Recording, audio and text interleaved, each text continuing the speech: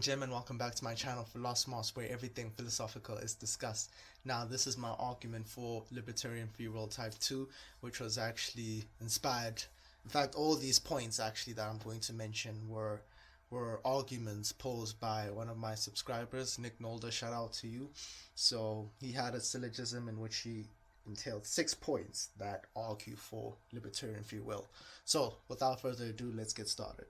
So, number one, he said, if someone tells you to do X in 5 seconds, you have the power to not do such a thing, right? So, this first point.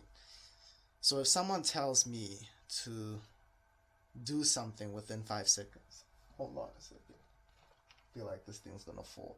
If somebody tells me to do something, tells me that I will do something in 5 seconds, I have the power to not do such thing. I mean, this is quite evident and quite obvious. If somebody tells me you're going to pull out your phone in the next 5 seconds, I can decide not to. But it's a strong argument that my curiosity would lead me to pull out my phone. But if I were told that I'm going to pull out my phone, a thought would arise within my consciousness to do something other than pull out my phone.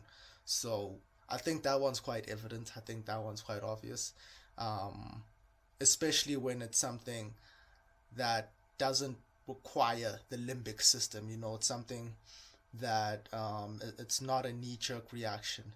If somebody tells me that I will do something in 5 seconds, right?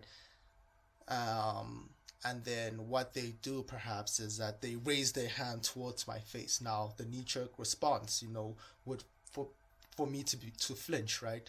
I would dodge their hand to evade being hit, and that would be something that would occur automatically. So that person could then say that this is true if it's based on limbic responses, if it's based on your limbic system responses. But if it's based on things that don't correlate with knee-jerk reactions, like something that you can decide without involving the nervous system in an intricate way, then you can do otherwise. That's quite evident. So number two, if a machine could have 100% accurate predictions and tells you, sorry, I don't have my contacts or glasses, so I have to read this stuff up like quite close. So starting again, if a machine could have 100% accurate predictions and tell you what you'll do, there are no cases where it can be wrong.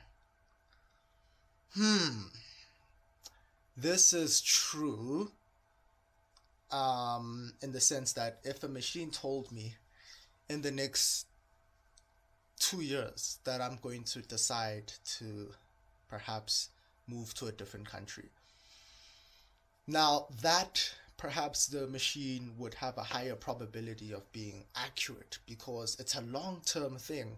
So there are many intricate decisions that are involved in that, and emotions and circumstances that could potentially lead me to making that decision, especially considering the fact that it's happening in such a long span of time. 2 years is not some span of time in which you can chronically hold on to the same thoughts. There will be a time within the 2 year period in which you forget about that prediction, and in that forgetting, you would be following that inclination. You'd be following that knee-jerk response that would potentially lead you to making that decision. So I think it would be true if it were more long-term. But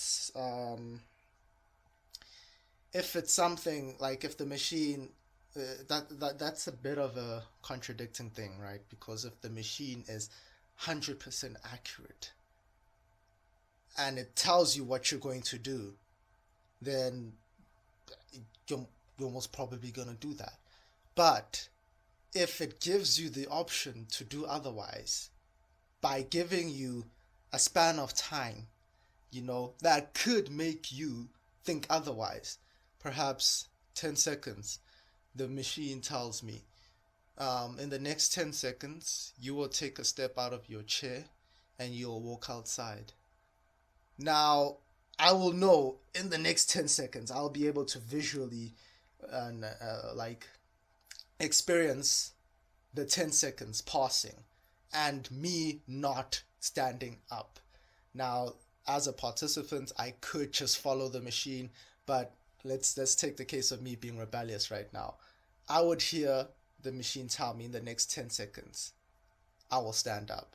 I can decide to do otherwise. But in deciding to do otherwise, then that machine cannot be 100% accurate. So if the argument is that it's 100% accurate, it's a bit challenging. So I think that one is flawed, because if the machine gives you a short period of time to make a decision or to do something otherwise, which is not based on the limbic system, I need to stress that out, because if the machine creates the criterion of your limbic system being involved, then 9 times out of 10 you're gonna do that thing.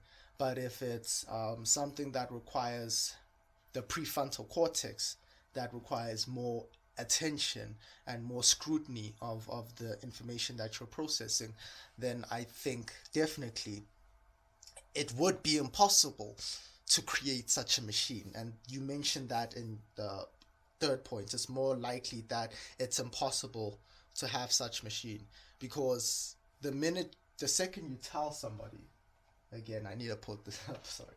The second you tell somebody what they're going to do, you've created the opportunity, you've opened up the platform and space in which they can do something other than what you have suggested. But if you haven't suggested anything, if you haven't told them, then there's a much higher probability that we could create such a machine that is 100% accurate. But the second that it's able to tell us, all right, okay, the second that it's able to tell us, then it's not 100% accurate. All right, so number 4, under fatalism, the entire universe. Under fatalism is the entire universe. So under fatalism, under the belief of fatalism, the entire universe operates in that way. So the universe doesn't literally communicate to us our exact destiny. All right, I'm just going to put this down. I'm just going to put this down. Sorry. It's even tearing right now. All right, so under fatalism is the entire universe. So let's define what fatalism is first. It's basically that it's a belief that states that the universe already has a set outcome, and we're going to experience it, and it's basically inevitable. So if this machine could be akin to the universe, we can liken this type of machine to the universe. But this universe, obviously the universe would not be able to communicate exactly what our destiny is. So I think fatalism itself is flawed, because just because something is determined doesn't mean it's set on one outcome. There can be several outcomes and they're all determined. So which one becomes the one that's inevitable? That, for me, that sparks up that question.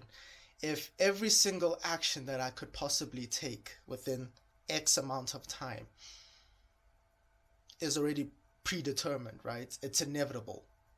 Then which course of action would you call inevitable? The one that I decide, or all of them?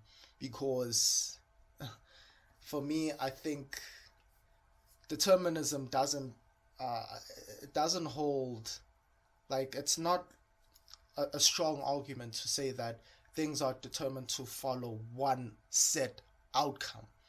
I think every potential outcome that any individual organism could take could be determined. But which one the organism decides to take, in the case of human beings, because we're agents that actually can cause an effect. So I think